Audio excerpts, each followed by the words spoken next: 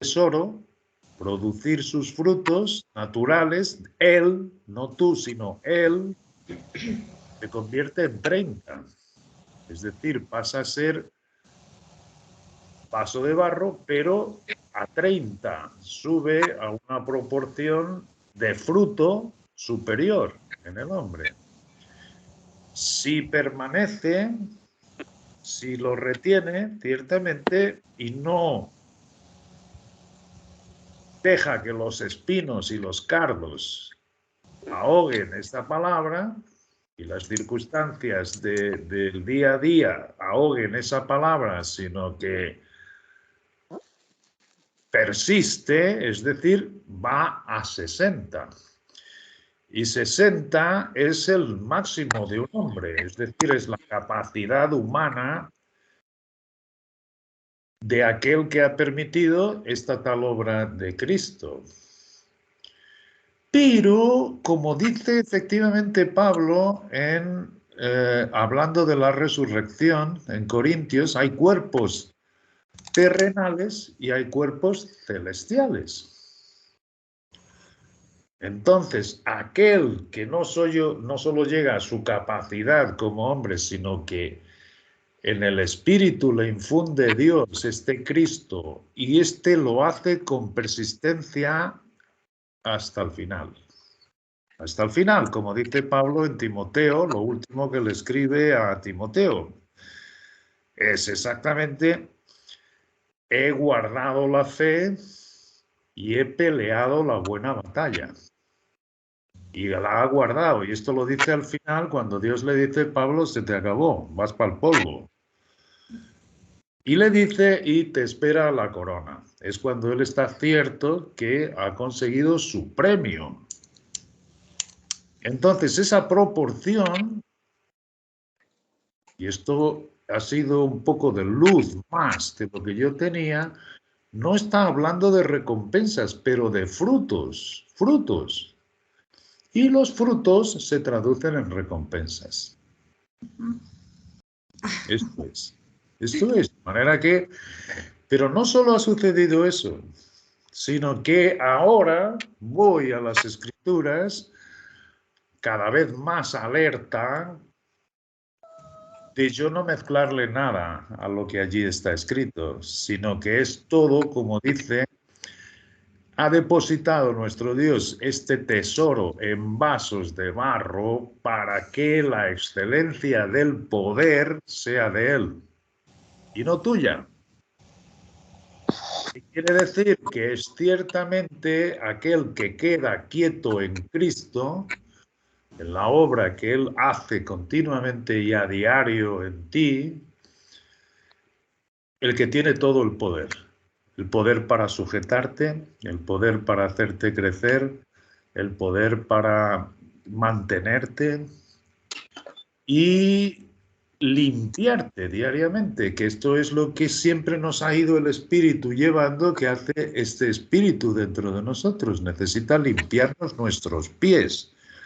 Nuestros pies, ¿por qué? Porque es la influencia que nuestro viejo hombre tiene en el mundo, porque vivimos en el mundo.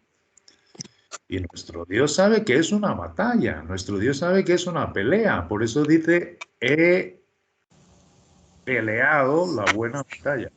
Sí. Pelear la buena batalla no es que se dedique a... No. Está dentro del retener. ¿Cómo? No, que está dentro del retener.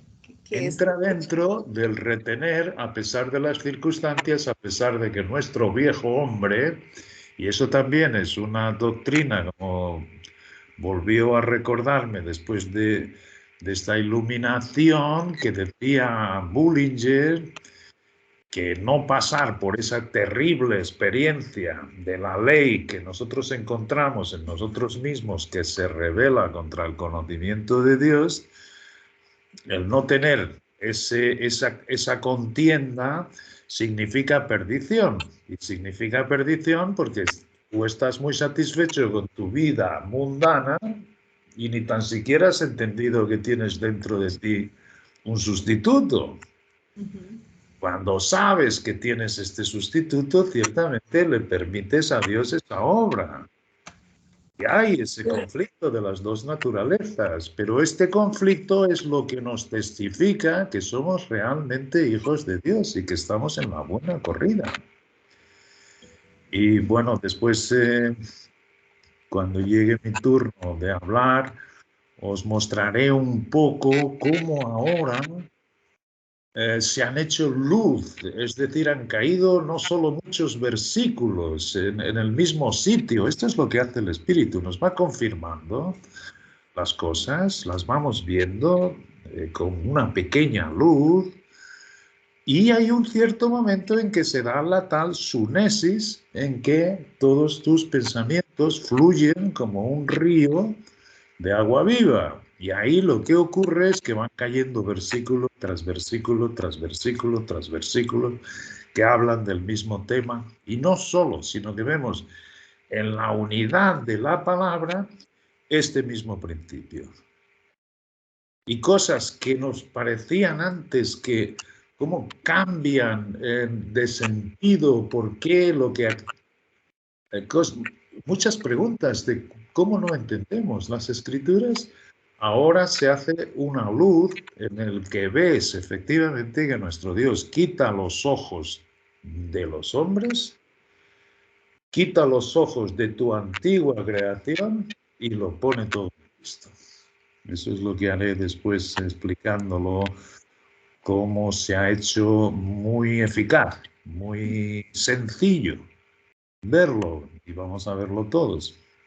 Ese es el principio.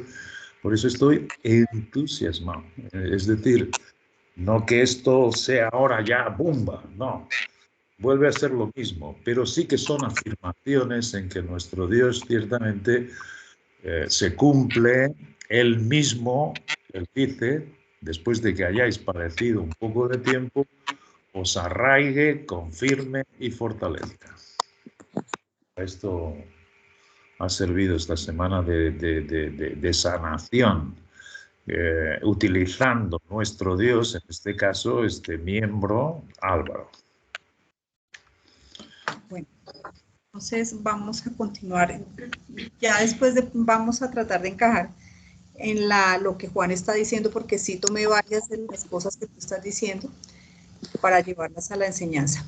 Bueno, muy bien. Entonces, vamos a continuar. Estamos en el capítulo 19 de Apocalipsis, donde hay un cambio drástico en los acontecimientos que están sucediendo. Recordemos que los capítulos 17 y 18 vienen hablando de aquella Babilonia, aquella ramera que colocó la venda, el aturdimiento en la humanidad. Entonces, en el capítulo 19 voy a leer hasta lo que vimos la clase pasada.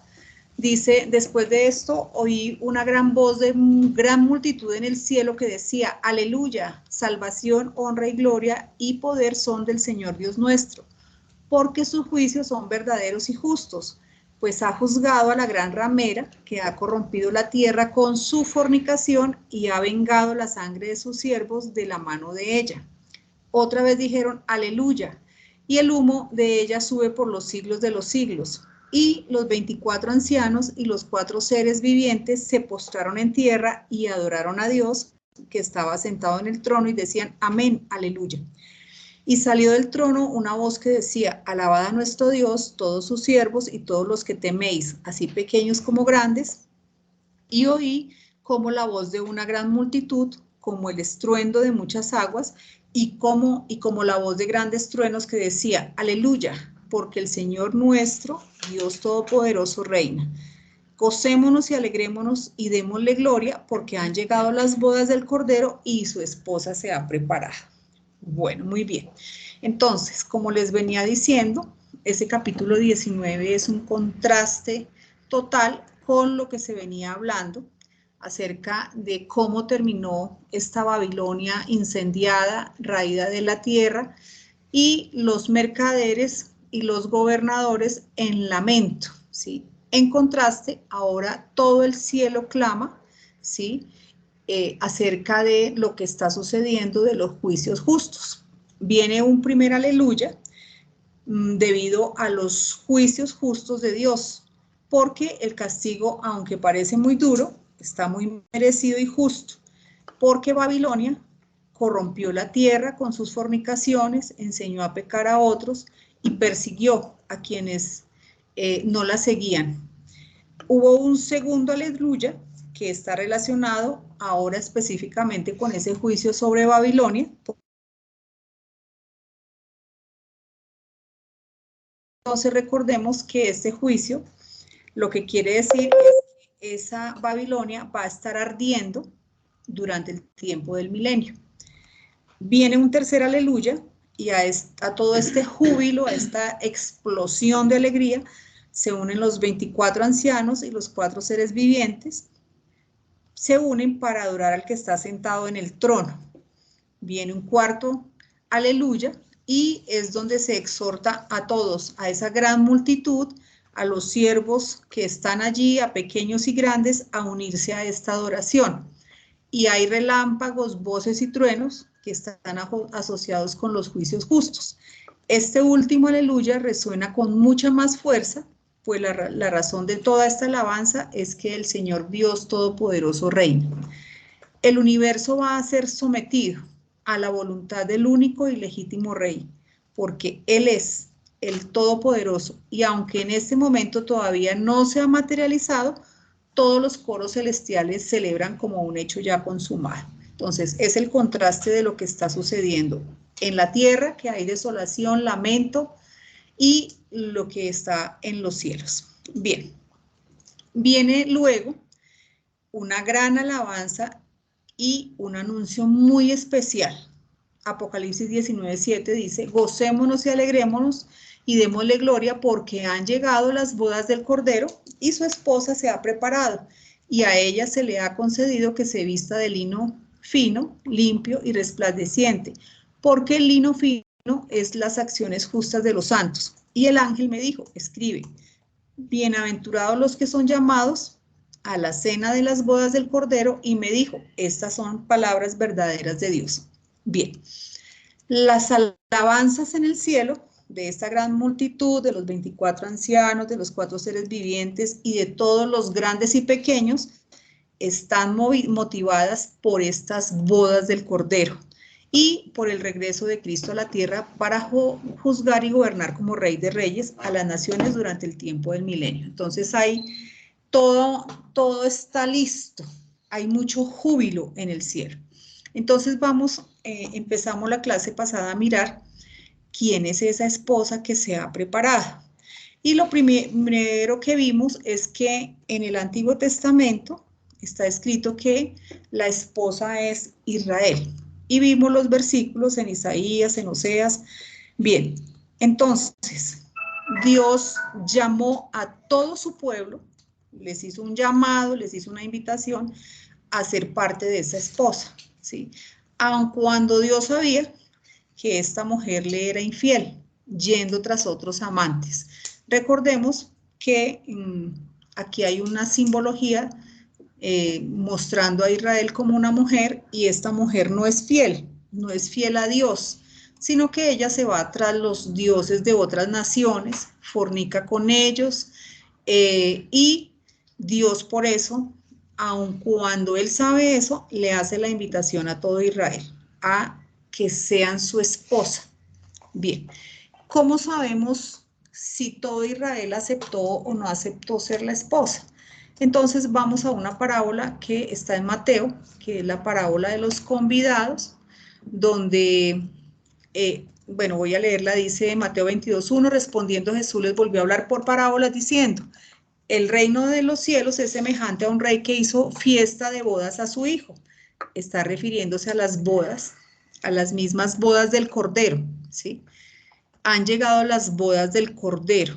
Y aquí está hablando que en esta parábola el rey hizo fiesta de bodas a su hijo y envió a sus siervos a llamar a los convidados a las bodas.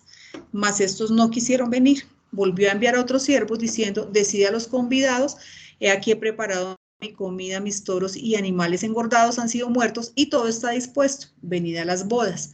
Mas ellos sin hacer caso se fueron, uno a su labranza y otro a sus negocios, y otros tomando a los siervos los afrentaron y los mataron. Al oír el rey se enojó y enviando sus ejércitos destruyó a aquellos homicidas y quemó su ciudad. Entonces dijo a sus siervos, las bodas a la verdad están preparadas, mas los que fueron convidados no eran dignos. Id pues a las salidas de los caminos y llamad a las bodas a cuantos halléis. Y saliendo los siervos por los caminos juntaron a todos los que hallaron juntamente, malos y buenos. Y las bodas fueron llenas de convidados. Y entró el rey para ver a los convidados y vio allí a un hombre que no estaba vestido de boda. Y le dijo, amigo, ¿cómo entraste aquí sin estar vestido de boda? Mas él enmudeció. Entonces el rey dijo a los que le servían, atadle de pies y manos y echadle en las tinieblas de afuera. Allí será el lloro y el crujir de dientes, porque muchos son los llamados y pocos los escogidos. Bien, entonces, lo primero que vimos es que en esta primera invitación, cuando son dos, esta primera básicamente habla acerca de la invitación que se hace a través del ministerio de Juan el Bautista y del ministerio del Señor Jesucristo, que finalmente ellos no aceptaron. Israel hizo caso omiso, repudió al Mesías, no quisieron recibir sus palabras y lo rechazaron crucificándolo.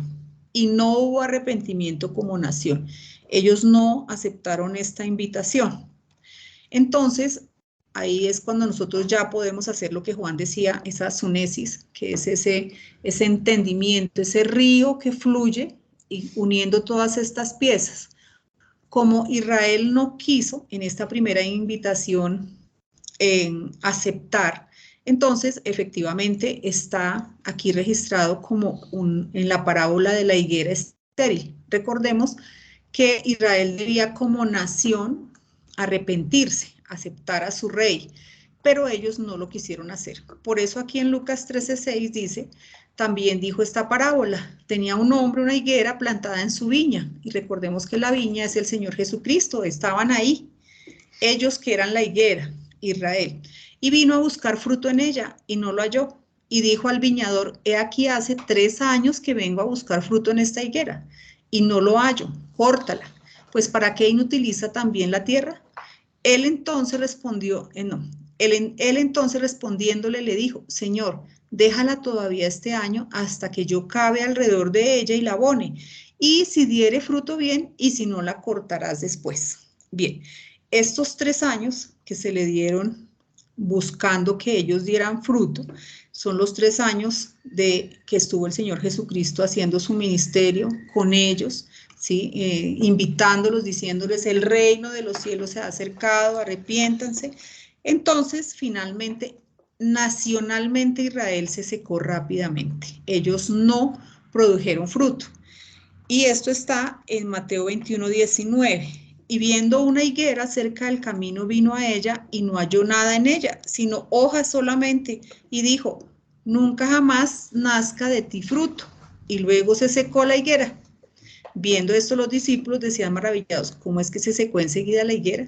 Entonces, recordemos que la higuera representa a Israel en cuanto a su posición nacional. Muestra el fracaso moral y espiritual de Israel bajo el pacto antiguo. Ellos no recibieron.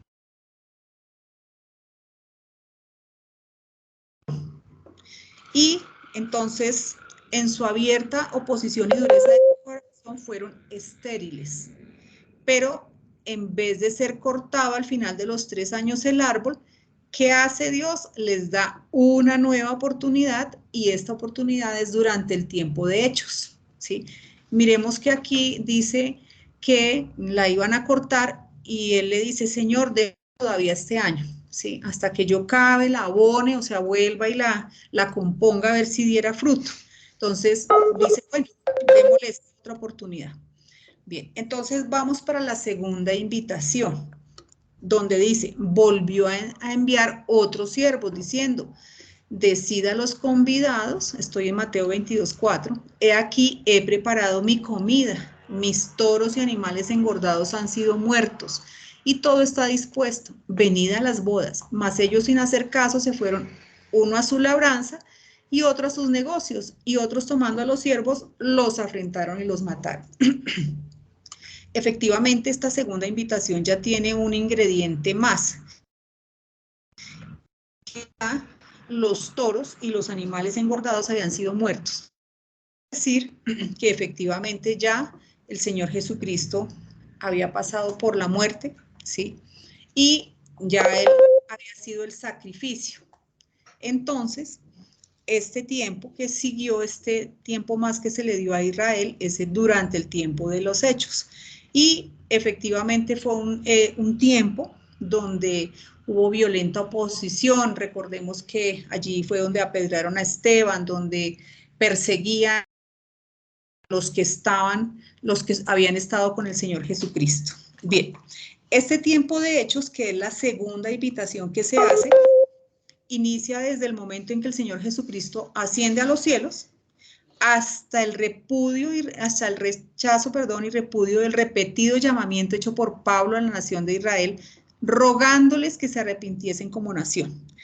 Vimos la clase pasada entonces que lo primero que hay es un primer discurso al arrepentimiento que lo hace Pedro, y es contexto del día de Pentecostés, donde Dios hace señales y maravillas mostrándoles, deseando que ellos se arrepientan, y todo esto lo utiliza Dios para mostrarles lo que vendría. Y Pedro también entonces en todos sus discursos, en el versículo 38 dice: arrepentíos y bautícese cada uno en el nombre de Jesucristo para perdón de los pecados y recibiréis el don del Espíritu Santo. Versículo 41, así que los que recibieron su palabra fueron bautizados y se añadieron aquel día como 3,000. Sin embargo, no era toda la nación. Ahí fueron los que quisieron arrepentirse individualmente, y ese día hablaron en lenguas y todo lo que ya sabemos que sucedió. Ahí entonces es donde viene la segunda invitación, y bueno, se arrepintieron algunos. Más adelante viene un segundo discurso de Pedro, y Dios utiliza el milagro del cojo de nacimiento. Recordemos que este milagro estuvo profetizado en el Antiguo Testamento. El Señor Jesucristo lo hizo acá Pedro, y más adelante Pablo también, para que se cumpliesen las escrituras. Recordemos que los milagros no eran cualquier milagro, no, eran milagros que estaban profetizados. Es algo muy bello de ir entendiendo, ¿sí?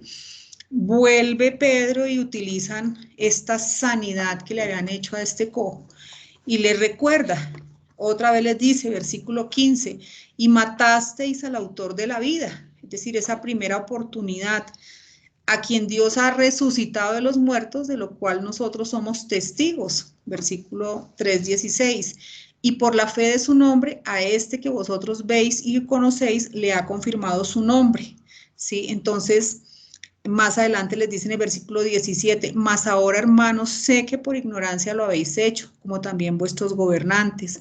Aquí miren el amor de Dios, aunque miren todo lo que han hecho, vuelve. Y en el versículo 19, así que otra vez, arrepentíos y convertíos para que sean borrados vuestros pecados y para que venga de la presencia del Señor tiempos de refrigerio y Él envíe a Jesucristo que os fue antes anunciado. Entonces, aquí está la segunda invitación, porque Dios sabía que Israel se encontraba igual que este hombre cojo, tullido, por su incredulidad y sobre todo por la dureza de su corazón. Pedro confirma que lo mismo que Dios había hecho por este hombre cojo de nacimiento, lo haría por ellos también, o sea, lo sacaría adelante, haría este milagro de misericordia y perdón con ellos. ¿Pero qué pasó? No se arrepintieron. Bien, entonces es cuando entra el apóstol Pablo. Recordemos que el apóstol Pablo aquí, muy importante, él en su primera participación, por decirlo de alguna manera, él escribe sus primeras epístolas, donde él está dirigido todo al pueblo de Israel, a los judíos primeramente, donde su ministerio habla del reino de los cielos, todo dirigido a los judíos. Y allí se escribe los libros escritos por él durante este tiempo de los Hechos. Gálatas, Primera de Tesalonicenses, Segunda de Tesalonicenses, Primera de Corintios, Segunda de Corintios, Hebreos y Romanos. Estos libros continúan invitando, hablando acerca de cómo está disponible que ellos se arrepientan como nación y disfruten de lo que vendría, ¿sí?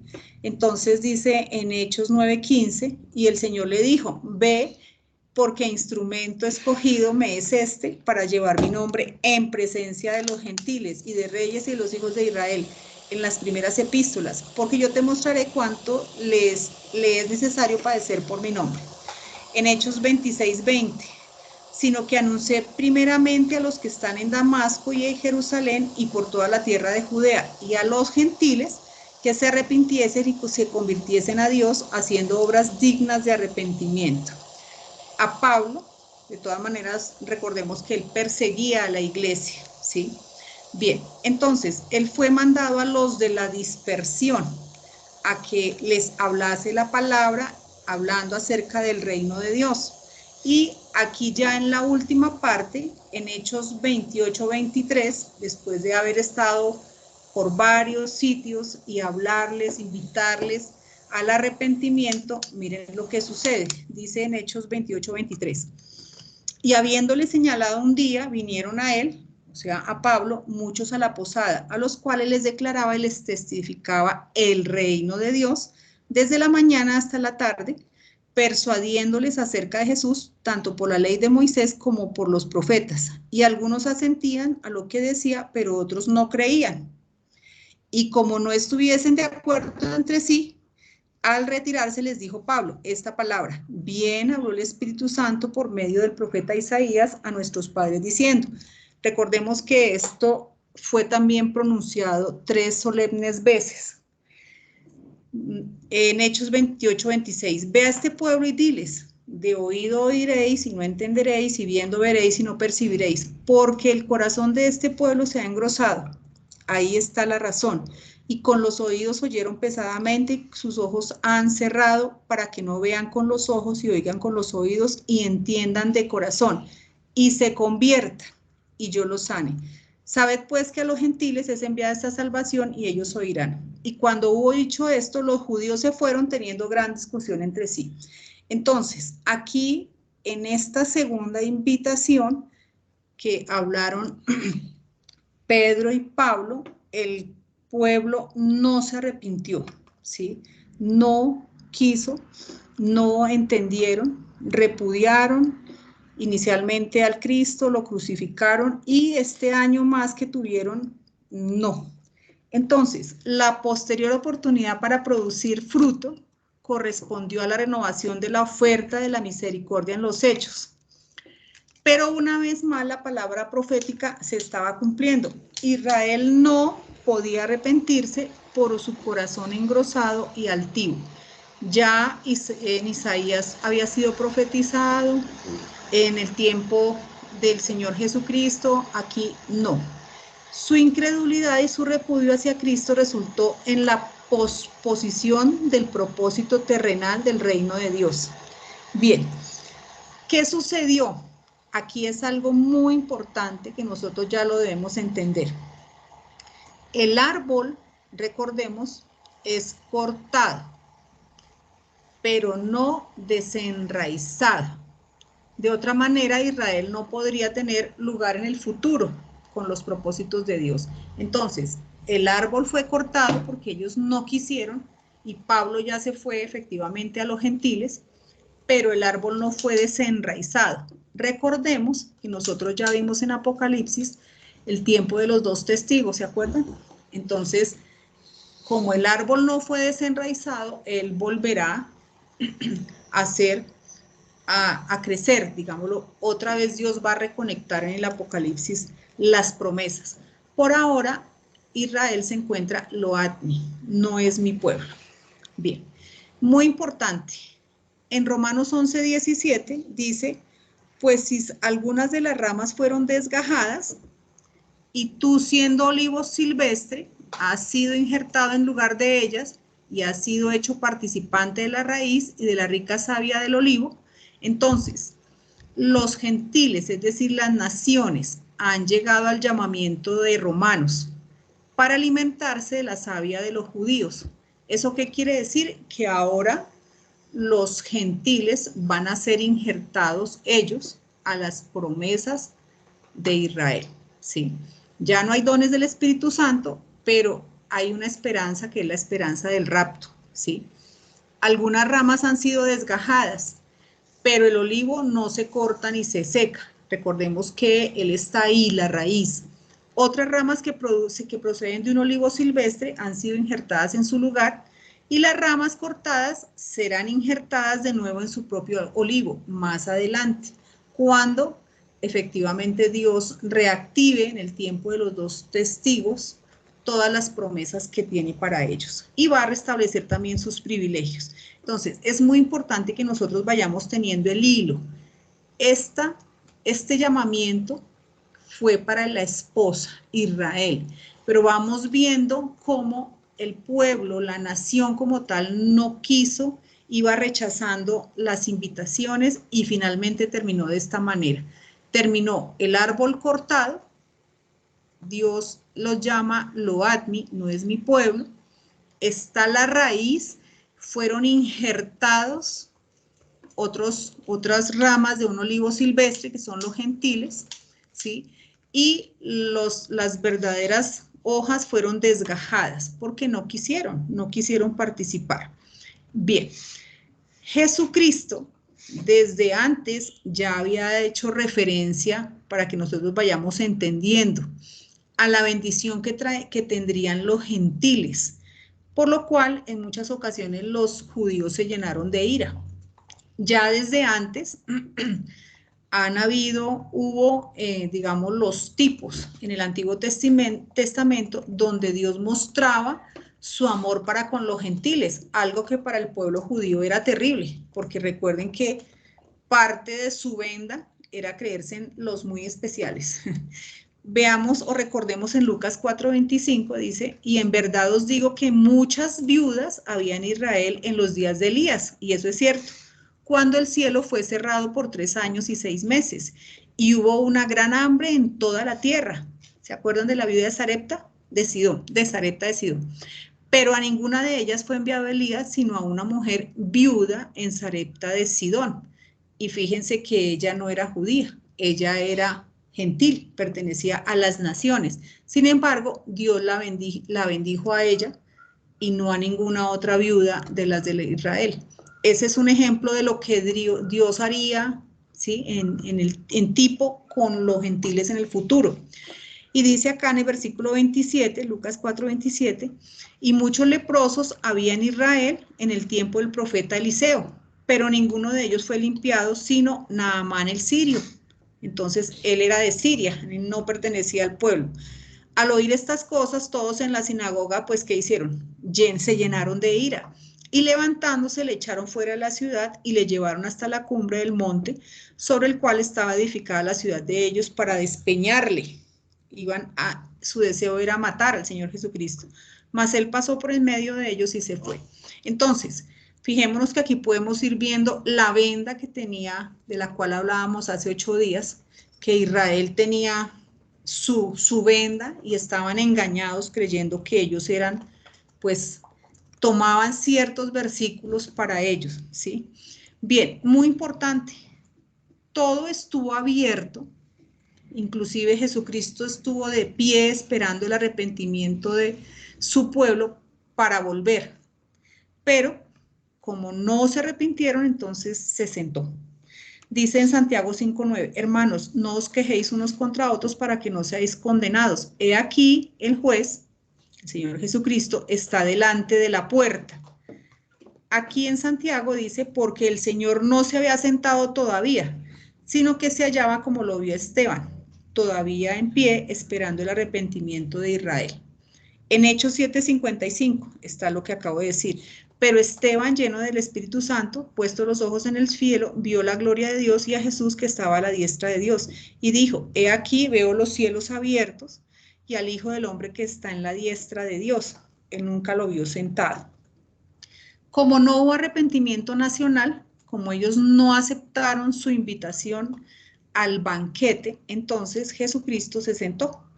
Eso aparece en Hebreos 10:2. Pero Cristo, habiendo ofrecido una vez y para siempre el sacrificio por los pecados, se ha sentado a la diestra de Dios. En Hebreos 2:12, perdón, contéstale y dile que sí, contéstale. En Hebreos, es mi compañera y dile que sí, por favor. Hebreos 12:2. Dice, puesto los ojos en Jesús, el autor y consumidor de la fe, el cual por el gozo puesto delante de él sufrió la cruz, menospreciando el oprobio, y se sentó a la diestra del trono de Dios. En Colosenses 3:1 dice, si pues habéis resucitado con Cristo, buscad las cosas de arriba, donde está Cristo sentado a la diestra de Dios.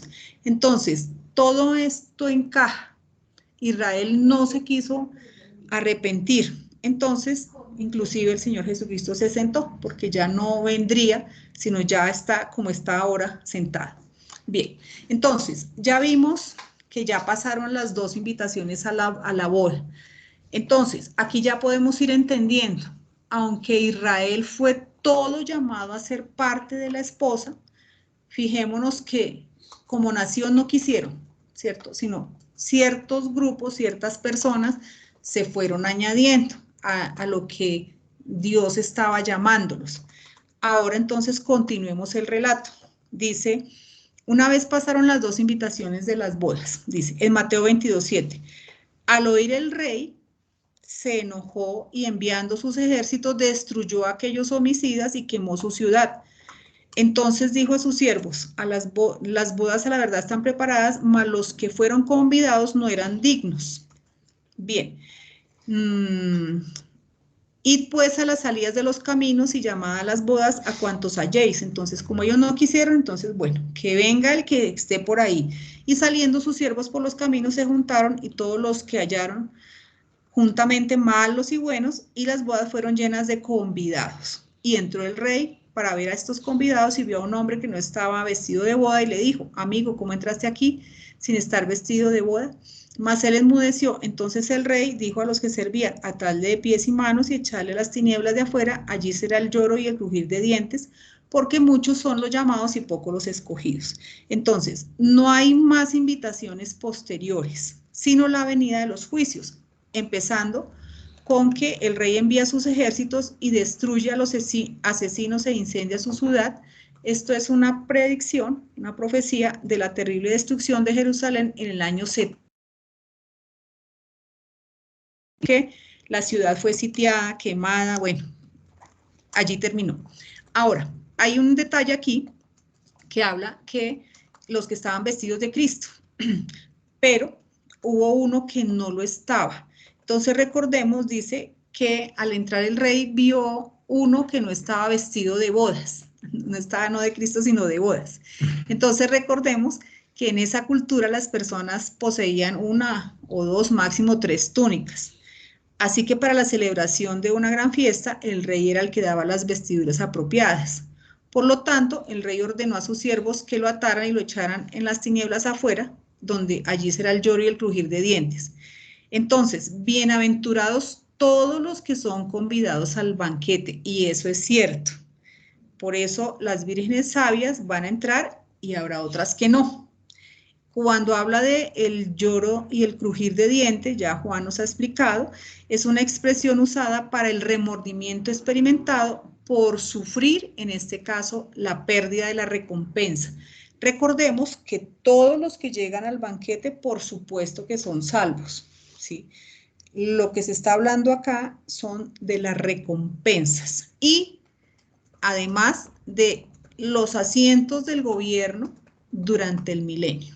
Muy importante, entonces, todos los que lleguen a esas bodas, unos van a ser parte de la esposa, ¿cierto? Que son la que está preparada, y los que no van a ser parte de la esposa van a ser convidados, pero van a estar allí y algunos van a perder su premio, ¿sí? Porque todos son salvos, es muy importante. Y también otro detalle es que durante este tiempo del milenio, recordemos que el adversario va a estar encarcelado, ¿sí? Bien. Sin embargo, hay un detalle. Entonces, ya entendimos que el llamamiento para ser la esposa fue a toda Israel, pero hubo unos, la mayoría, que no aceptaron. En 2 ocasiones diferentes fueron convidados y no quisieron. Entonces, al final, en Apocalipsis, que es lo que estamos viendo, hay una compañía muy especial que efectivamente es llamada la esposa del Cordero. Entonces vamos a ver quiénes son.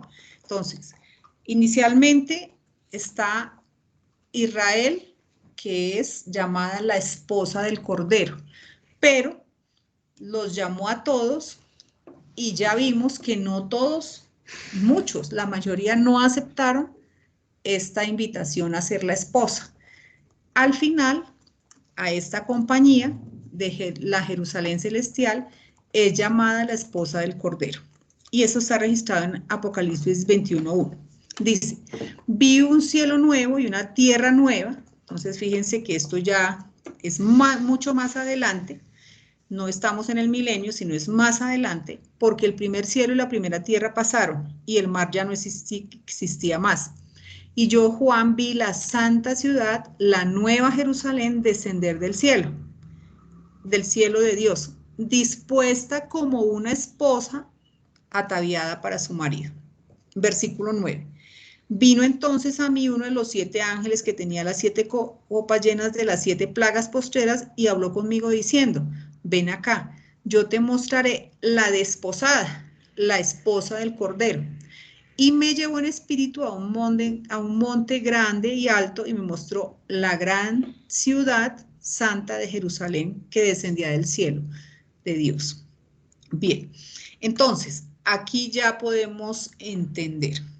Ser parte de la esposa del Cordero tiene que ver con las recompensas, pues aquí es nombrada la Jerusalén celestial.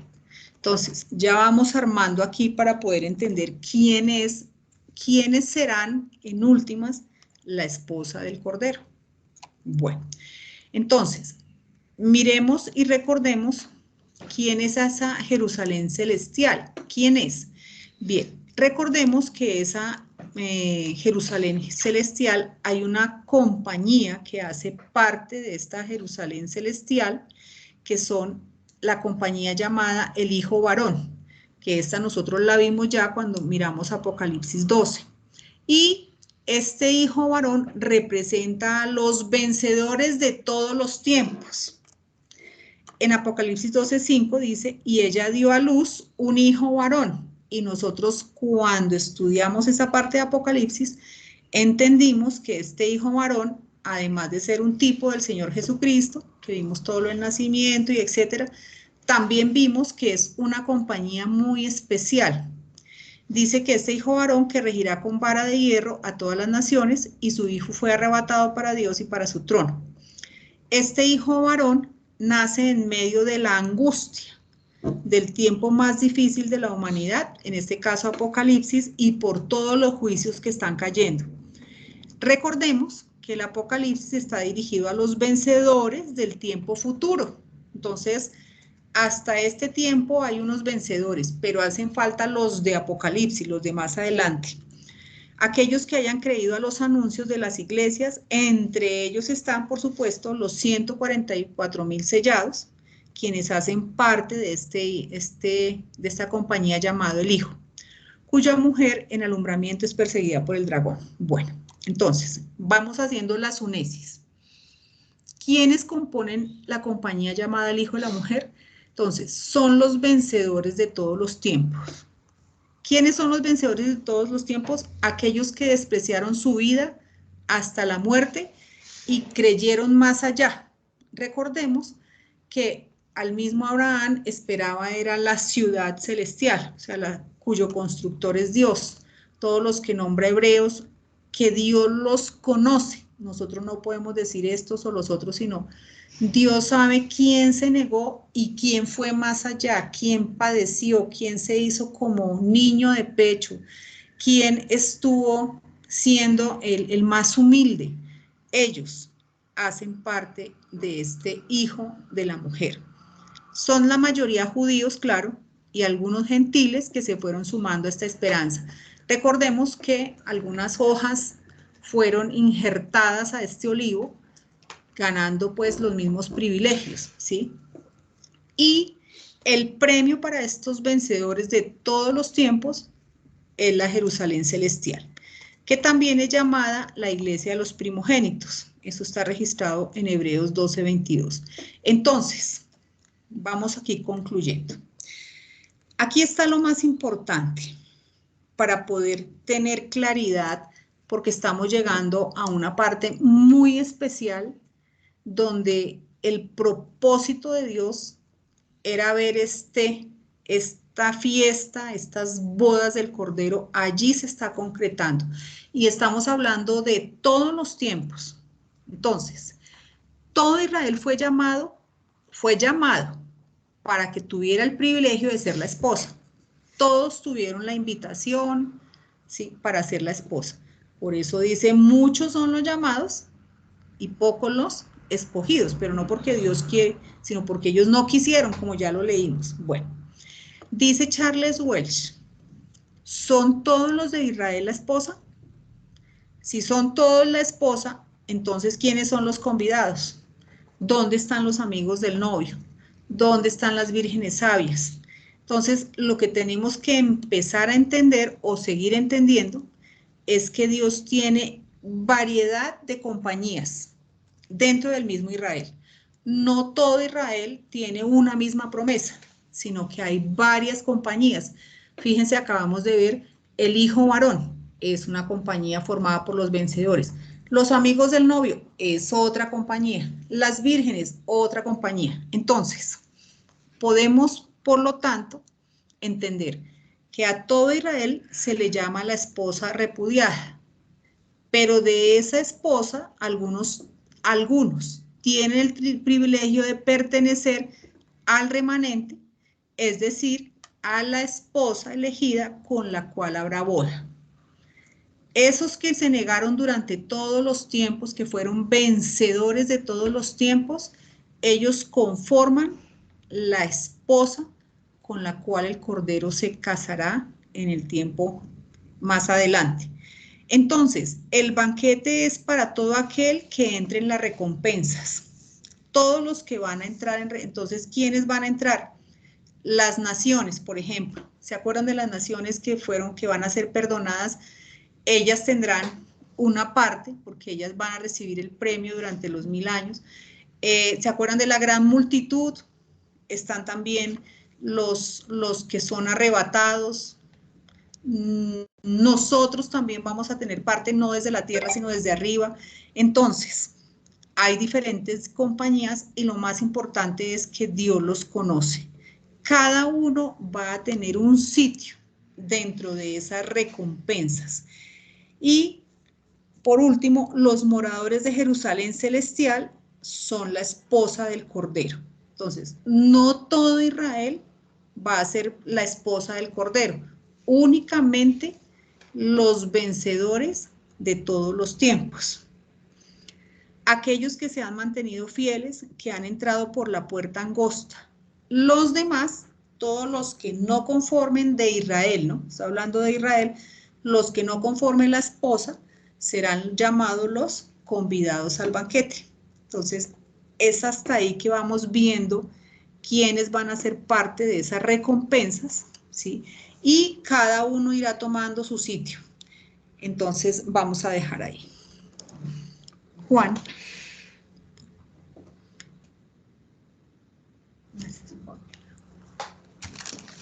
Gracias. Sí, ¿me escucháis? Sí, ¿me escucháis? Sí, señor. Muy bien. Muy bien. Bueno, pues, según lo que hemos escuchado, escucho un eco. ¿Vosotros escucháis mi voz con eco o lo escucháis bien? Bien. Ahora bien, ahora mejor.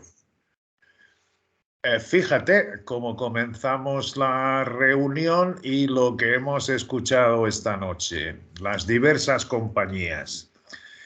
¿Hace nuestro Dios acepción de personas? Por supuesto que no, ni mucho menos.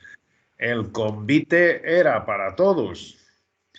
La semilla en la parábola cae en la tierra de todos, cae en el recipiente de barro de todos.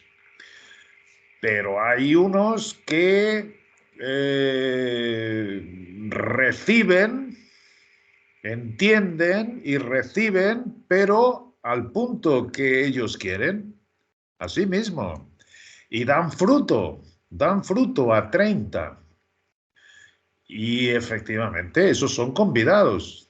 ¿Qué es lo que dice el Evangelio de Juan? El Evangelio de Juan es: todo aquel que en él cree es salvo. La salvación es por gracia. La salvación no es por obras. La salvación es algo que nuestro Señor Jesucristo consiguió. Y él dice para los pecadores.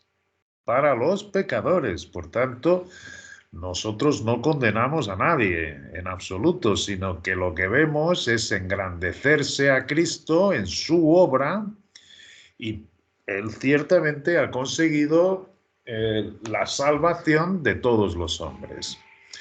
Él entonces coloca su semilla en la buena tierra, que es como nos confirma Pablo en las epístolas a la iglesia, el tesoro en el vaso de barro.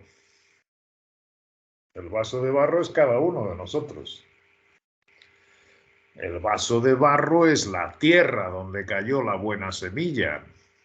La buena semilla no es el hombre, la buena semilla es Cristo. Esto es lo que ha depositado en cada uno de nosotros.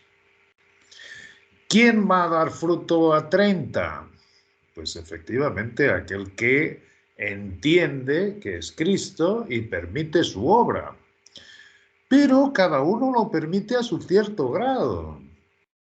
Asimismo, tú puedes permitirle a Cristo vivir contigo, pero seguir siendo tú el Señor de tu vida.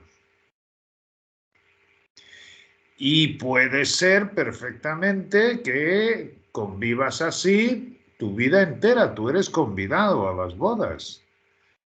¿Entiendes? Luego, lo que sí que tenemos que tener muy claro son las recompensas. Lo que sí que tenemos que tener muy claro es que el asiento que cada uno va a ocupar en ese banquete de bodas es proporcional a los frutos que tú has dado en tu vida terrenal. Ahora, hay otros que van a producir a 60. Y 60 vuelve a ser el número del hombre. ¿Entiendes? Pero a tu grado que le permites a este Cristo seguir haciendo su obra en ti, tú ciertamente llegas a la capacidad del hombre. Pero hay aquellos que ciertamente superan esto y permiten que Cristo sea todo en todos.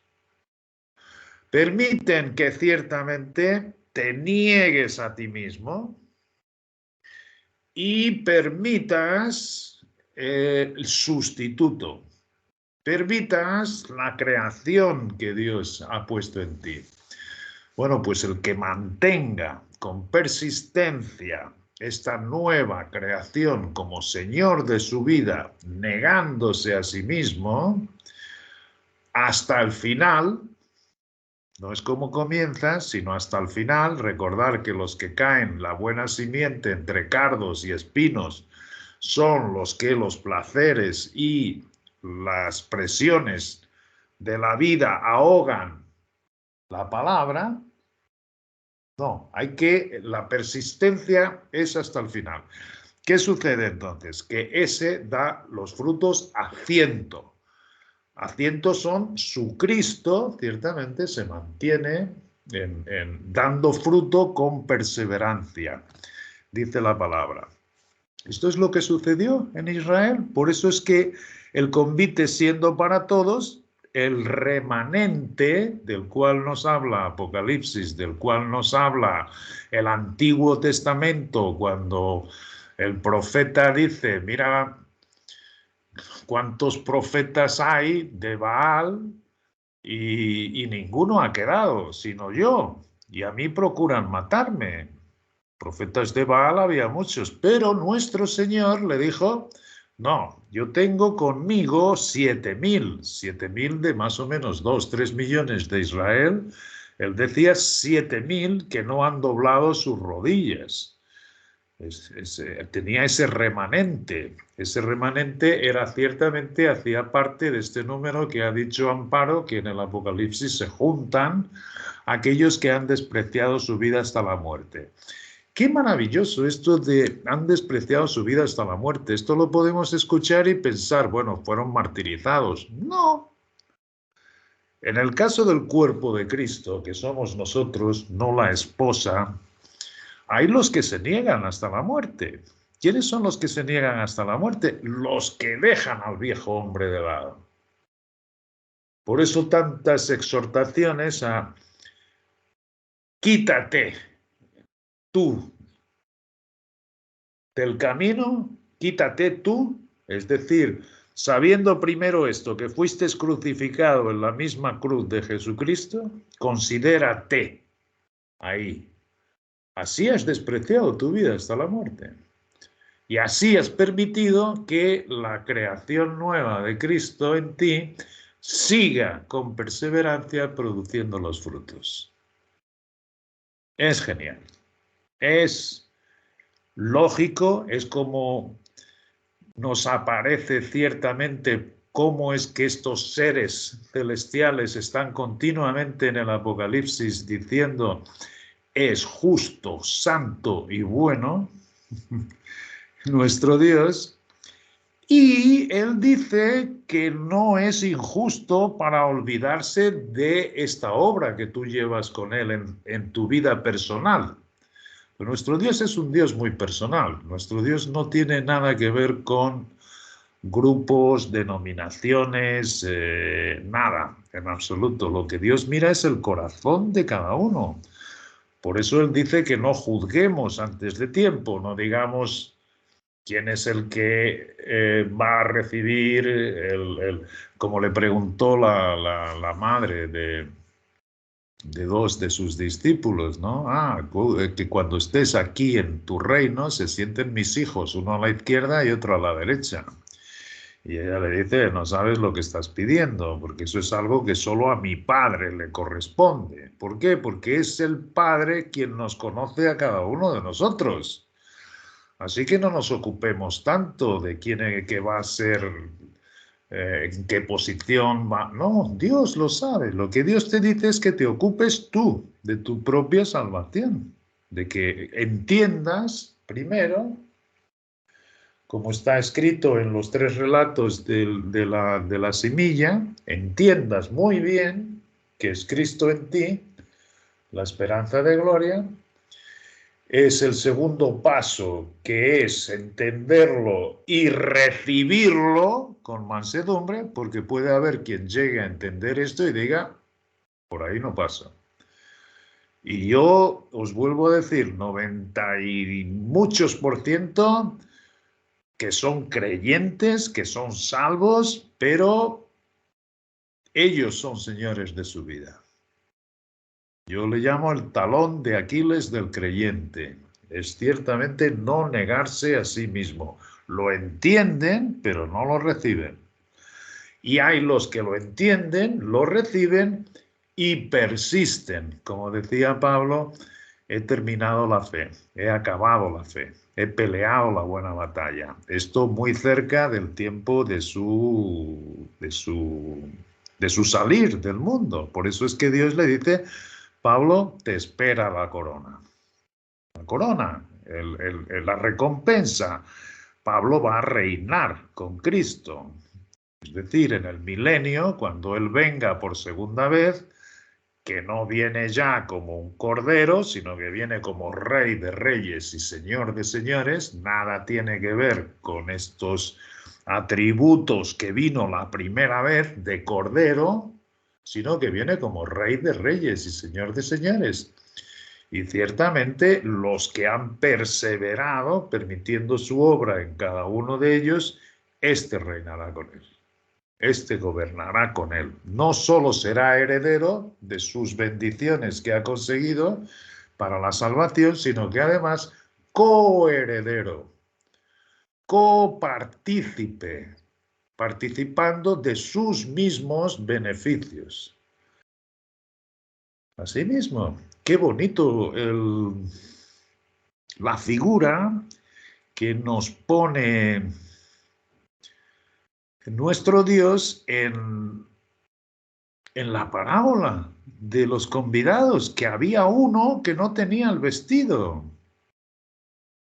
No tenía el vestido. ¿Quién es el vestido? El vestido es Cristo. Si tú no te vistes de Cristo, tú no ganas recompensas, porque Dios te ha puesto un sustituto, el cual tú no haces nada sino permitirle a Él que haga su obra en ti. Y esto también es importante dentro de toda esta pequeña luz que Dios nos va dando. Nos avisa de que no le mezcles tú nada, es decir, no es tu obra, sino es la obra que Él va llevando a cabo en ti. De ahí que se necesite la paz que sobrepasa todo entendimiento cuando estamos enfrente de Dios. Quedarnos quietos, calladitos y dándole gracias por su obra en nosotros. Esto hace ciertamente que se vayan encajando los versículos de la palabra en Cristo, y mucho menos intentamos nosotros ahora adscribirnos cualidades que allí vemos que son solo naturales en nuestro Cristo. Entonces, ¿qué sucede? Sucede que cuando vamos a las Escrituras, ahora que por bien ha tenido nuestro Padre en este espíritu hacernos esta sunesis, todos los versículos, toda la unidad de la palabra, lo que hace es que engrandece ese Dios a ojos vista en todos los relatos, en todas las páginas, porque engrandece a Cristo y humilla al hombre. Y humilla al hombre. De las cosas que me era difícil a mí, y me sigue siendo difícil porque tenemos todavía el conflicto de las dos naturalezas dentro de nosotros. Todavía me sigue costando, es una pelea. Pero es una pelea maravillosa en la que yo cada vez descanso más de mi viejo hombre, no le permito que entre nada aquí en esta nueva creación, porque es como el perfume de Dios, como dice en Proverbios. Si al perfume del perfumista le cae una mosca, lo echa todo a perder. Por tanto, cada vez, ciertamente, me acerco mejor a las Escrituras, aguardando que este espíritu me siga abriendo el entendimiento y no intento adscribirme para mí lo que yo estoy viendo en las Escrituras, porque esto lo que me está diciendo son los atributos del Cristo que ha puesto dentro de mí. De manera que dos cosas ocurren. Una, Él se engrandece y nos humilla, primeramente a nosotros y después a toda la humanidad. No hay justo ni uno solo. Fíjate que bien encajan, es que es increíble. Y solo como un pequeño ejemplo, hoy mismo, porque como sabéis estoy en los fundamentos de la verdad dispensacional, pues en el libro de Isaías, que es mucho más, es genial. ¿Por qué Isaías y luego Jeremías? Es maravilloso porque Isaías corresponde más con el tiempo de la gracia en el que estamos viviendo. Isaías, claro que hace los avisos a Israel, pero los avisos que nuestro Dios le va diciendo a Isaías se recrudecen mucho en Jeremías. ¿Por qué? Porque aparece el tal Nabucodonosor, que da comienzo al tiempo de los gentiles. Y este Nabucodonosor es una figura pues que tiene muchos tipos en sí mismo, pero entre ellos también el hombre de pecado. Y ciertamente en el tiempo de Nabucodonosor, en el tiempo de Jeremías, las cosas se recrudecen para Israel de un modo que todavía no estaban a ese punto en el tiempo de Isaías. En el tiempo de Isaías iba de mal a peor Israel, pero ciertamente las calamidades que nosotros vemos en el Apocalipsis bien sirve de tipo lo que vamos leyendo en Jeremías. De ahí que os diga que Isaías es más parecido con el tiempo actual nuestro de la gracia, que todavía no han abierto los juicios que ahí vienen, que está muy próximo, ¿cierto? Por las señales de los tiempos. Pero es un pequeño aparte. Bueno, pues como sabéis, estoy en los fundamentos de la verdad dispensacional, estoy viendo el libro de Isaías. Y después de escuchar a Álvaro en su presentación acerca de los tres y cómo él lo estaba viendo, y realmente se me hizo una sunesis que llevo disfrutando pues muchísimo desde entonces. Bueno, estoy en este momento en Isaías 40. Y con estos dos acontecimientos que suceden ahora con más luz de lo que antes tenía, más se engrandece nuestro Dios y más me humilla a mí y a toda la humanidad. Esto es lo que sucede.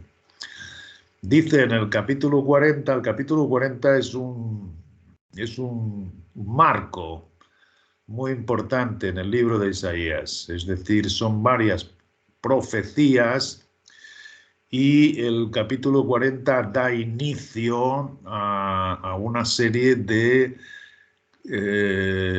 distinta de las anteriores, pero en la misma unidad de profecías. Por ejemplo, aquí comienza con consolaos, consolaos. Lo repite dos veces, por tanto es un mensaje de consuelo a su pueblo Israel. Otra cosa hermosa que quiero que no olvidéis es que antiguamente nos decían, no leas el Antiguo Testamento, no leas eso, no leas esto no es para ti, eso solo las epístolas de Pablo es que tienes que leer, o después... no, nosotros cuando leemos en el 95% está escrito para Israel. Pero nuestro Dios dice que toda su palabra, todo es útil, provechoso para enseñar, redarguir y corregir. Por tanto, es el mismo Dios en el Antiguo Testamento y en el Nuevo. Él no ha cambiado nada. Lo que sí que ha hecho Él con este Cristo en nosotros revelado en el gran secreto es que hay muchas vendas que se están cayendo en nosotros y estamos viendo la palabra sana, la palabra iluminada por este Espíritu. ¿Entiendes? Si es cierto que no hay en este momento los dones de maravillas y señales que había en los hechos, sí que hay dones en el Espíritu en el momento actual, porque sí que hay evangelistas, doctores y maestros en la iglesia que van destapando la venda y mostrando a Cristo. ¿Okay? Por eso es que en el Antiguo Testamento, o sea donde sea, en cualquier sitio, sea dirigido a Israel, sea dirigido a los gentiles o a la iglesia de Dios, siempre estamos aprendiendo. Siempre, y nuestro Dios es el mismo. Lo que antes estaba escrito como ley, ahora sabemos que en Cristo es en la gracia. Es algo suyo, natural, de su naturaleza. No hay que proponerse ser como Él, sino permitir que Él sea tu sustituto, que Él sea tu vida ahora. Bueno, dice, consolaos, consolaos, pueblo mío, dice vuestro Dios. Hablad al corazón de Jerusalén, decidle a voces que su tiempo es ya cumplido. Esto es gracia, gracia, gracia. Después de toda la prostitución, después de seguir a los ídolos, después de olvidarse de Él, nuestro Dios es su gran misericordia. Por su propósito, porque Él lo ha dicho, Él es bueno, santo y justo. Dice que su pecado es perdonado, que doble ha recibido de la mano de Jehová por todos sus pecados. Voz que clama en el desierto, preparad camino a Jehová. Aquí tenemos la voz, la voz. Aquí tenemos a Juan, aquí tenemos lo que hemos visto hoy con Amparo. La voz que invitaba, convidaba, voz que clama en el desierto, preparad camino a Jehová, enderezad calzada en la soledad a nuestro Dios. Me encanta en la soledad. Ahí es donde se prepara el camino, ahí es donde, en la soledad. Todo valle se ha alzado. El valle es la parte baja de los montes. Los que están abajo se van a levantar. ¿Okay? Los que están en bajo, aquí habla de equidad, de la equidad de nuestro Dios. Dice que todo valle sea alzado y rebájense los montes, rebájense aquellos que están en alto, que están en eminencia entre los hombres, rebájate. Y el que está debajo, ponte para arriba. El que se humille será exaltado en Cristo. Esto está hablando de equidad, la equidad y la igualdad de nuestro Dios. Preparad, enderezad. Bájese todo monte, que se bajen los hombres, que se bajen todos los que quieren, como aquel que se presentaba diciendo, te doy gracias porque no soy como aquel, te doy gracias porque doy mi diezmo, te doy gracias por esto, porque hago lo otro. Rebájate. Lo que tienes que hacer es rebajarte. Y los valles, entonces, que son los que están abajo, serán enaltecidos en Cristo. Esto es igualdad, lo que Él va a traer en este reino. Es igualdad. Dice que lo torcido se enderece y lo áspero se allane.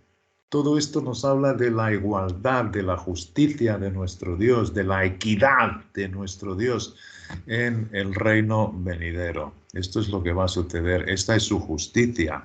Asimismo, su justicia, no la de los hombres, ni mucho menos. Y se manifestará la gloria de Jehová. Lo que hoy no puede ver el hombre por causa de la venda de la ramera Babilonia, de la religión, de este sistema mundano que se ha inventado el hombre, haciendo una torre, queriendo llegar a Dios, eso va a caer, como hemos visto en Babilonia, y va a haber gozo en el cielo cuando eso suceda. Y entonces va a ser vista. Aquí dice que se manifestará, sin duda ninguna.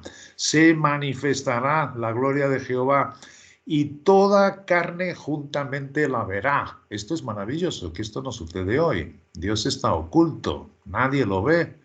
Está fuera de los ojos de la humanidad. ¿Entiendes? Lo que se ve es el hombre. Lo que se ve es al hombre, hombre, hombre. Es el día del hombre. Pero aquí lo va a ver todo. Se va a quedar todo al ras, en la equidad, y van a ver su gloria. Esto es, y lo va a ver todo el mundo, no se va a esconder de nadie. Así mismo, esto es lo que va a suceder en el reino cuando Él se presente. Toda carne juntamente lo verá, porque la boca de Jehová ha hablado, solo por esto. No es porque nosotros lo hagamos, ni mucho menos. Todo lo que Dios le ha puesto al hombre en sus manos ha fracasado. Todo, todo. Yo le doy gracias a Dios que no pone nada en mis manos, porque sé que soy un inútil completamente. Todo esto se lleva a cabo porque Dios lo ha hablado. Solo por eso. Os digo que muchas veces pensamos que Dios nos bendice y pensamos que algo bueno hayamos hecho. No, es porque Dios lo ha hablado. Es Él el que se lleva la gloria de todo. Él es el que él se va a ver. Lo que hoy no sucede, hoy es el día del hombre. ¿Ok? Porque Él lo ha hablado. Versículo 6. Otra vez la voz, que decía, da voces. Y este es Isaías ahora, y dice, y yo respondí, ¿qué tengo que decir a voces, padre? Aquí está enfadado. ¿Qué tengo que decir a voces? Y le dice Dios, que toda carne es hierba y toda su gloria como flor del campo. ¿Qué tienes que decir a los hombres? Que ellos no son más que hierba, que ellos no son nada. ¿Te cuesta recibirlo? Claro. No. Queríamos leer que nos dijese que bien, que haces las cosas, que no.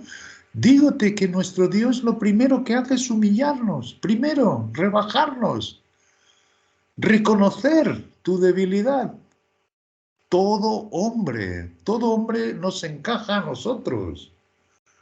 Es muy fácil leer la palabra y decir, hay que ver que cómo es que sus discípulos eran tan incrédulos cuando estaba Jesucristo a su lado y hacía tantos milagros y señales y ni lo creían, y el propio Juan Bautista pensando que estaba en la cárcel, si él era el que venía de Salvador y ellos estaban pasando por tantas cosas. ¿Cómo es posible que dudase después de haber escuchado la voz? Cuando lo bautizaba diciendo, este es mi hijo amado, y él le va a preguntar, ¿eres tú o esperamos por otro?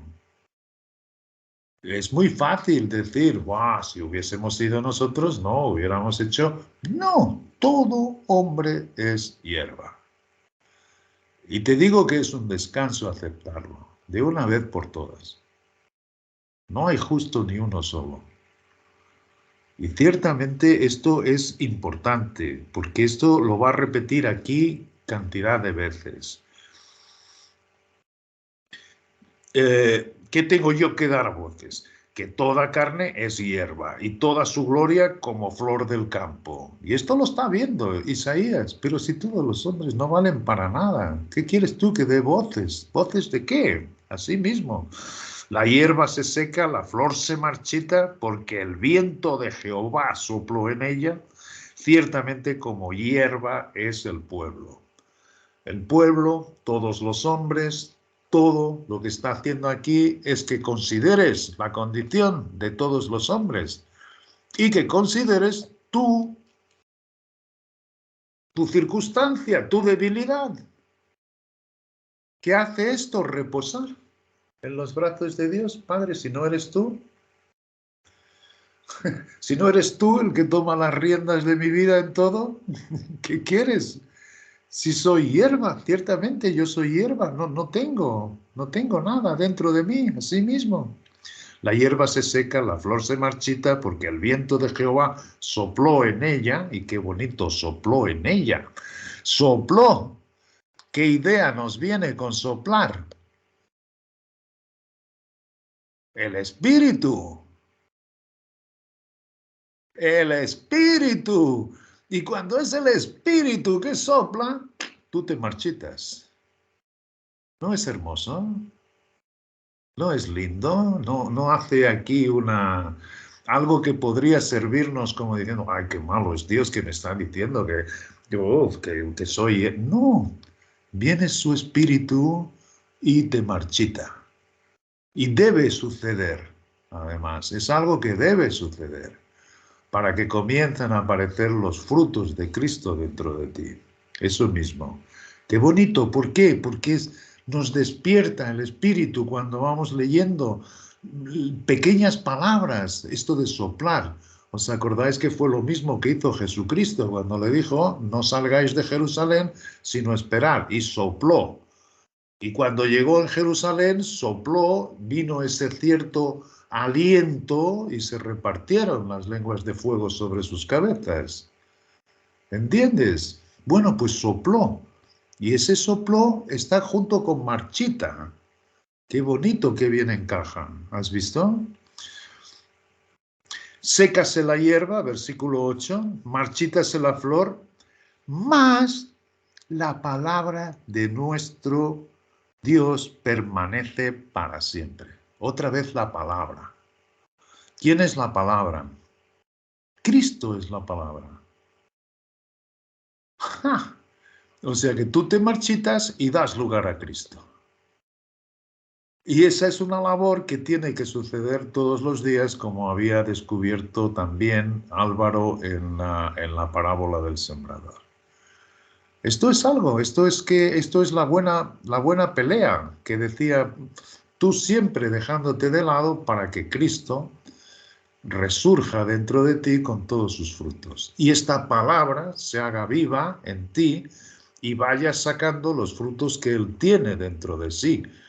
No dentro de ti. ¿Qué hace la religión? La religión trata de adscribirse para ellos santidad. Y quieren ser muy santos. Y quieren ser muy bondadosos. Y no pasan de ser sepulcros blanqueados, porque no hay nada en su interior. Si les falta el Espíritu. Si les falta Cristo. El que te aquieta a ti. El que te deja. El que glorifica a su Padre. ¿Ves? El que nos enseña y nos lleva de camino al Padre. Y esto hay que persistir, es decir, producir sus frutos hasta que Él nos quiera, o Él aparezca en gloria y nos fundamos con Él, o nos vayamos tranquilamente a descansar como en el caso de Pablo. Yo no lo sé.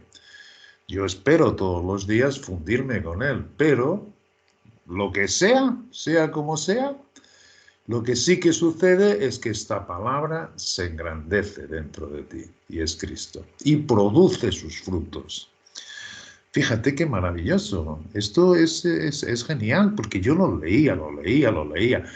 Y sí, y siempre vamos sacando buena luz, buena información, porque entendemos las palabras.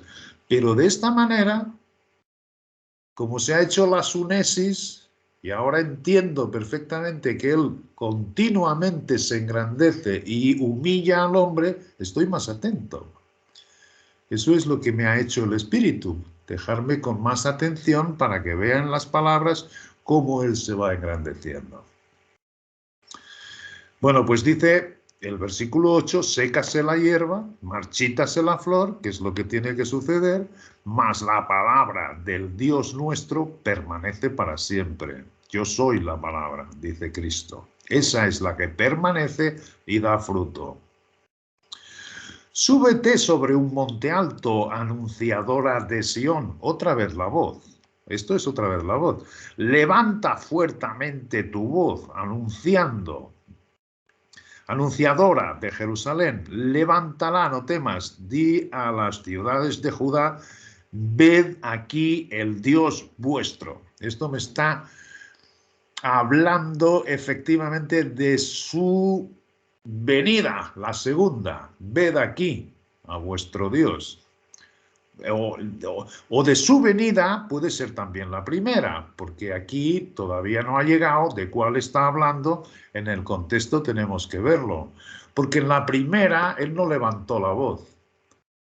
En la primera él no hizo escuchar su voz en las calles. Lo vamos a ver un poco más adelante. Y sin embargo en la segunda da voces a sus enemigos. Solo en el contexto podemos ir viendo si está en este caso particular refiriéndose a la primera o a la segunda. De todas formas es su venida. Ved aquí a vuestro Dios. Esto sí que me lo dice con garantía. Es de su venida. Si es la primera o la segunda, vamos a seguir leyendo. Pero qué bonito. Ved aquí al Dios vuestro. Y antes estaba diciendo que todos lo verán. Por tanto, es más probable por el contexto que esté hablando de la segunda, porque de la primera nadie lo vio, o muy pocos lo vieron, muy pocos. La gran mayoría lo repudió, lo rechazó, lo crucificó, lo escupió.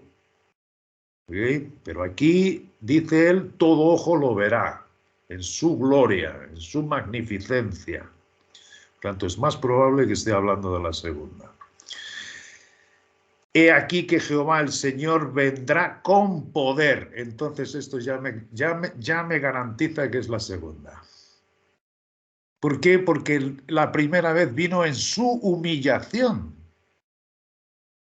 Y aquí vino ya con poder. Por tanto, dos ya lo aclaró perfectamente. No pasa mucho tiempo hasta que el Espíritu nos aclara. Es con poder, por tanto es la segunda. Y dice entonces, vendrá con poder y su brazo señoreará. ¿Señoreó en su primera venida? No, fue en su cuerpo de humillación, que se rebajó hasta lo sumo, hasta la muerte y muerte de cruz. Pero en este caso señoreará. He aquí que su recompensa.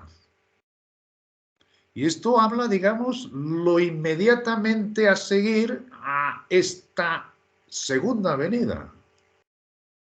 Viene con su recompensa. ¿Con su recompensa a qué? A los que han producido a 30, a 60 y a 100. Y los del 100, ciertamente, aunque no tengamos mucho tiempo más hoy para explicarlo, pero sí que son los que tienen su recompensa celestial, porque hay cuerpos terrenales en el reino y cuerpos celestiales. Los de la Jerusalén celestial tendrán su cuerpo celestial.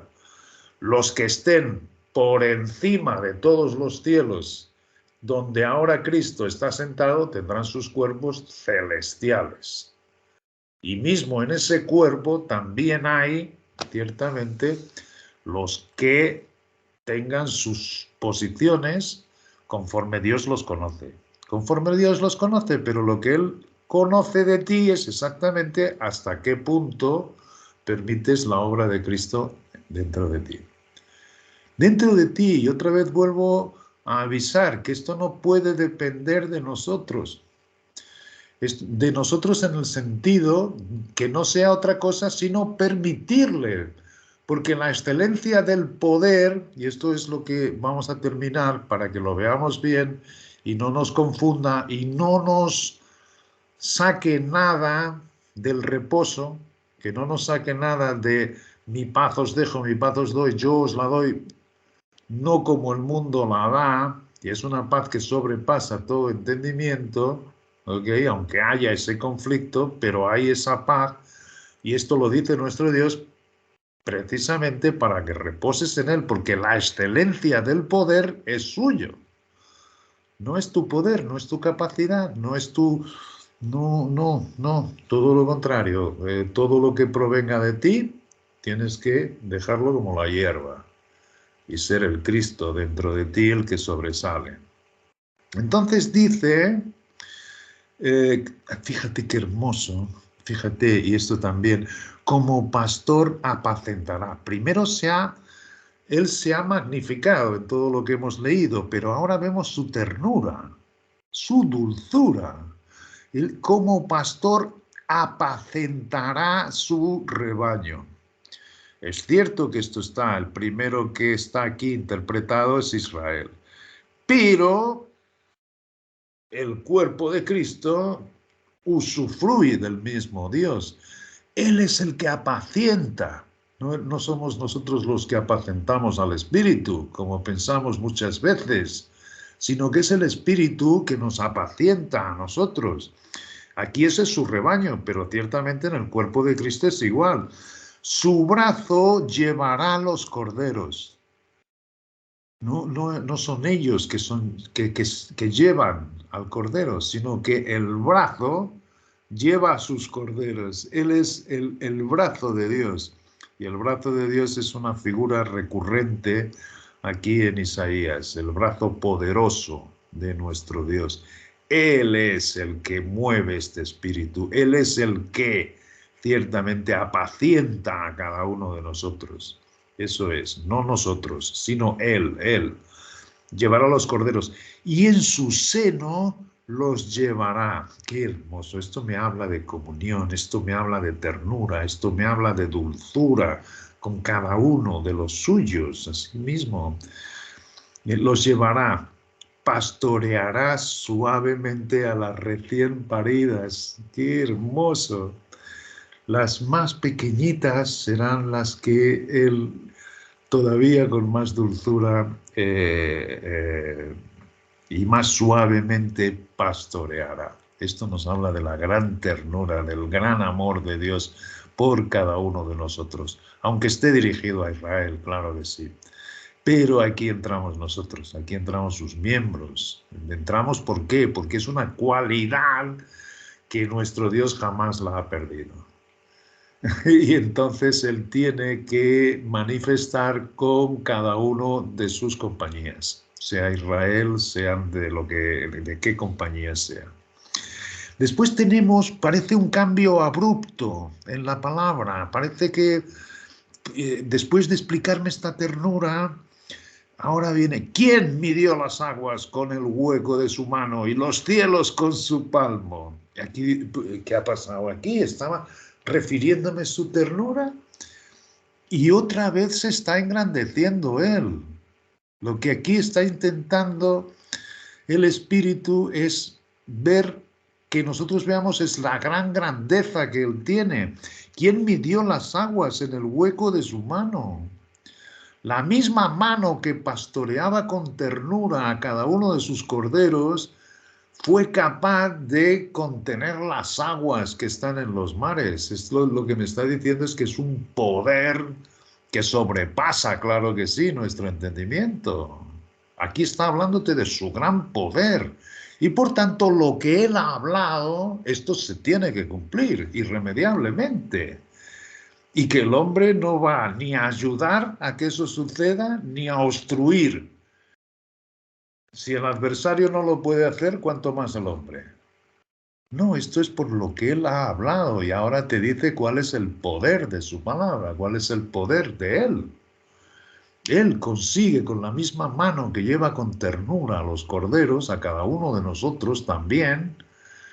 Él es que con esa mano también sujeta los mares que vemos en la creación. Mira los mares. Así mismo, y no solo eso, sino que con 3 dedos juntó al polvo de la tierra. Con 3 dedos hace así y juntó todo el polvo de la tierra.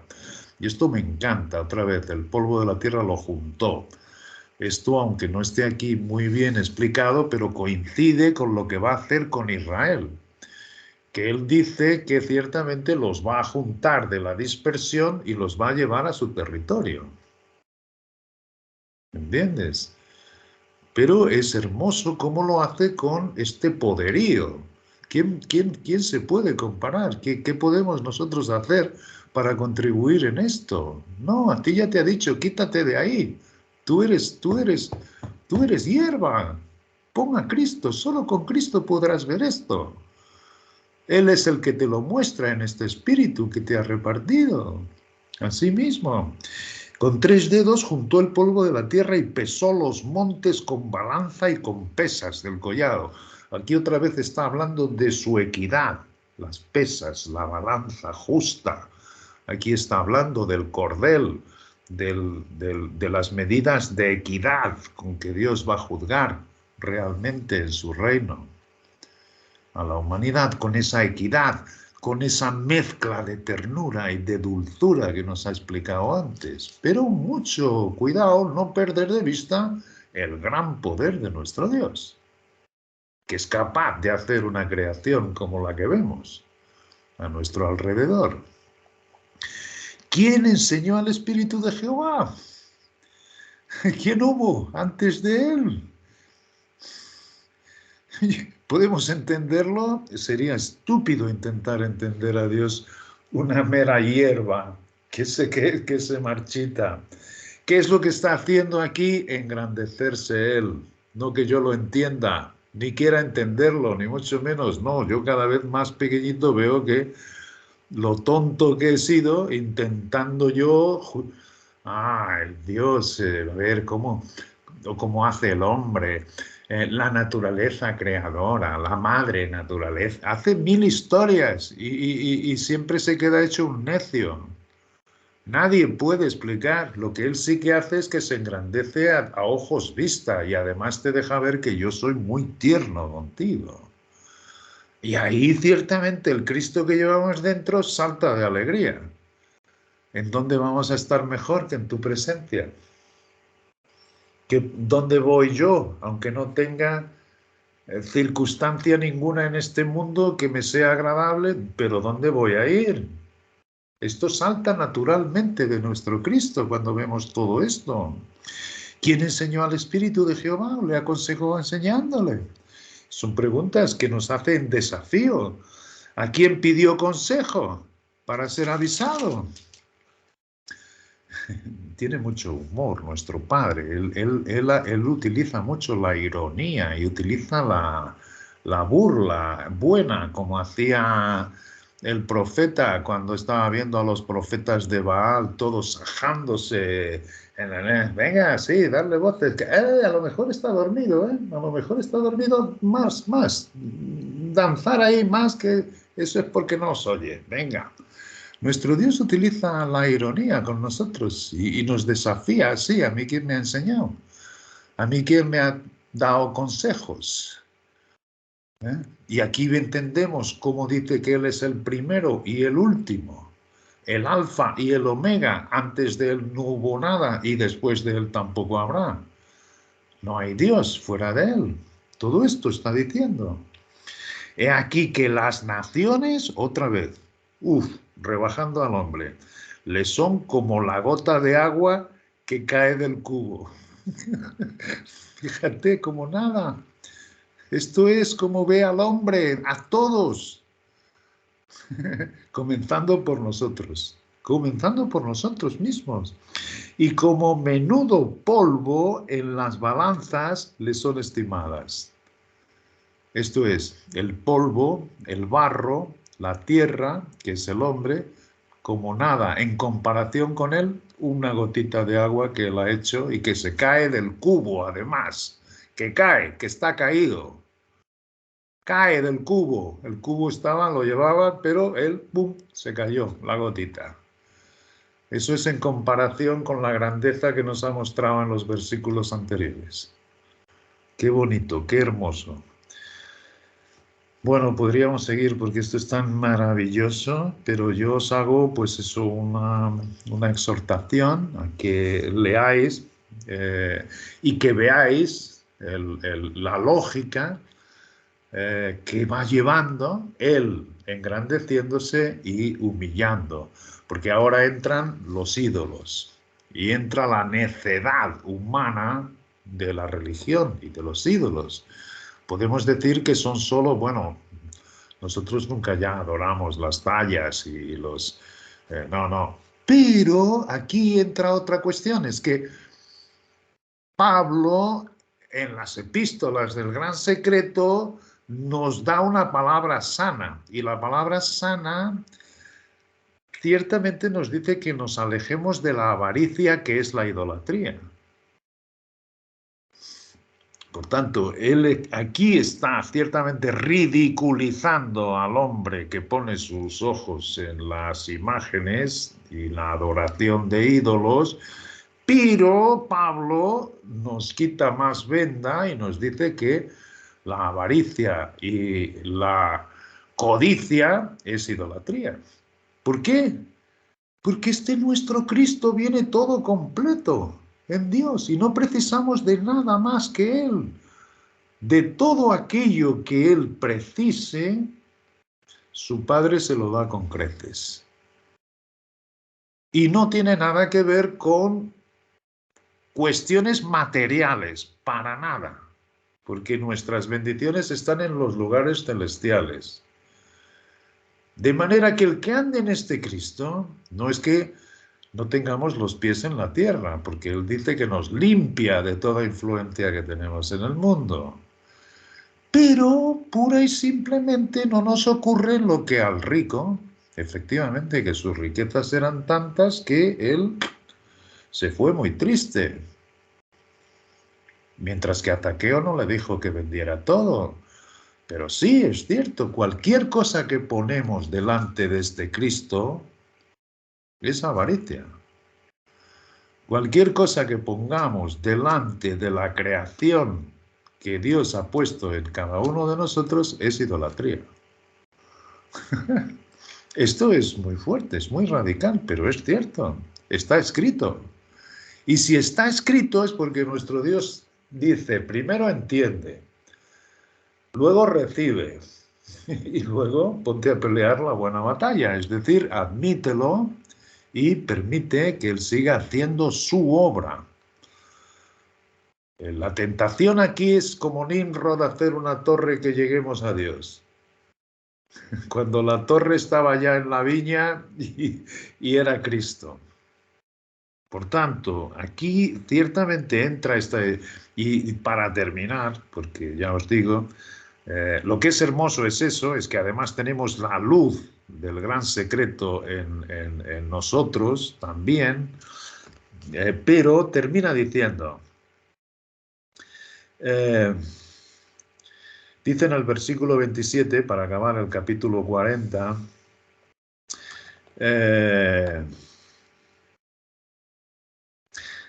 ¿por qué dices, oh Jacob? Es el estado a que va a llegar ciertamente Israel, va a ser, una vez que ha sido avisado, va a tener que pasar por los juicios para que se le caigan las vendas. Y él va a llegar a esto. Y hablas tú, Israel, diciendo, mi camino está escondido de Jehová.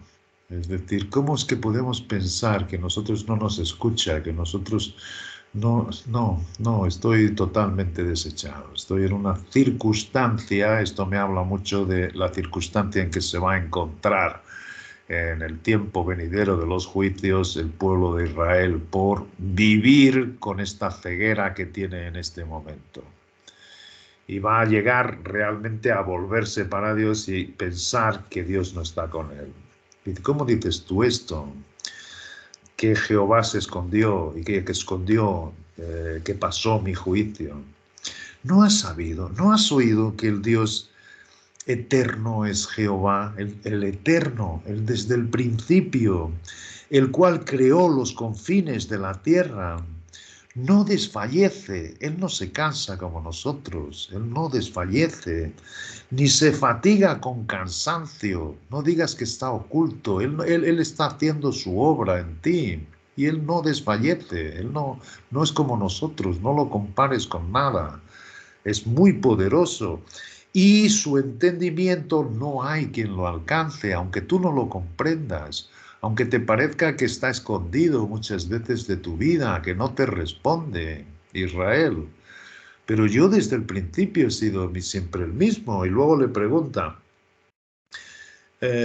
¿no has sabido, no has oído que el Dios eterno es Jehová? ¿No lo has oído?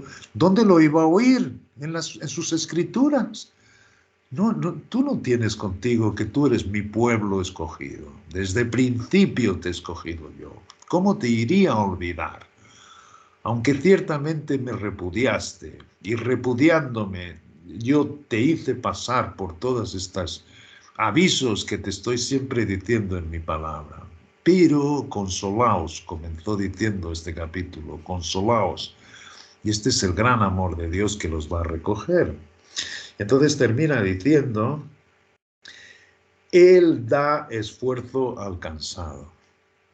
Esto es tan hermoso porque esto es lo que hace este espíritu. Podemos estar desesperados muchas veces, podemos estar atribulados muchas veces, pero en un momento Él nos sopla el espíritu, igual que lo marchita al hombre. Lo que es cierto es que también nos da un reposo que no es nuestro, es suyo.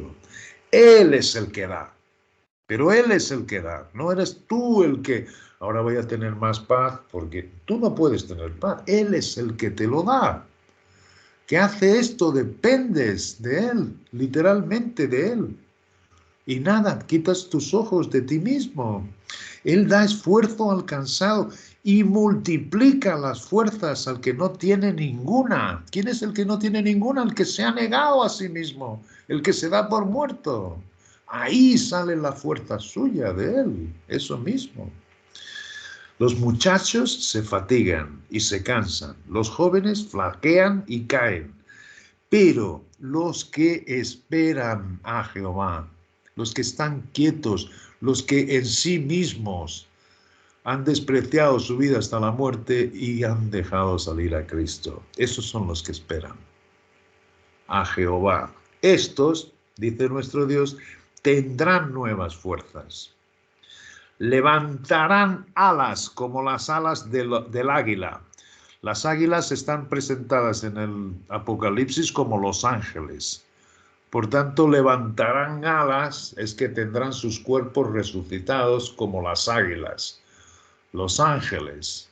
Ciertamente, esto es la recompensa de el remanente que se mantenga hasta el final dando frutos a ciento.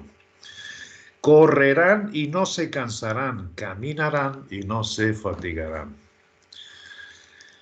Bueno, lo dejamos por aquí. Solo quería deciros que con esa gran bendición de que Dios nos esté iluminando un poquito el entendimiento, porque es cierto que esto es una pequeña luz a nuestra capacidad, pero que es maravilloso cómo Él se engrandece a nuestros ojos.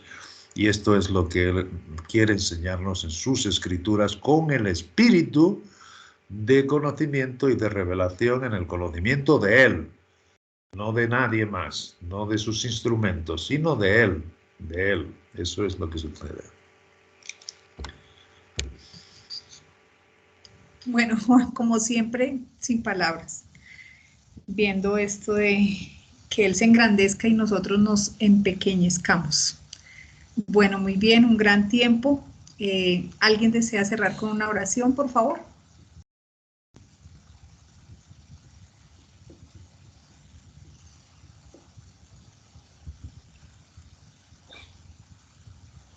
Sí, Amparito. Espera, que termino aquí la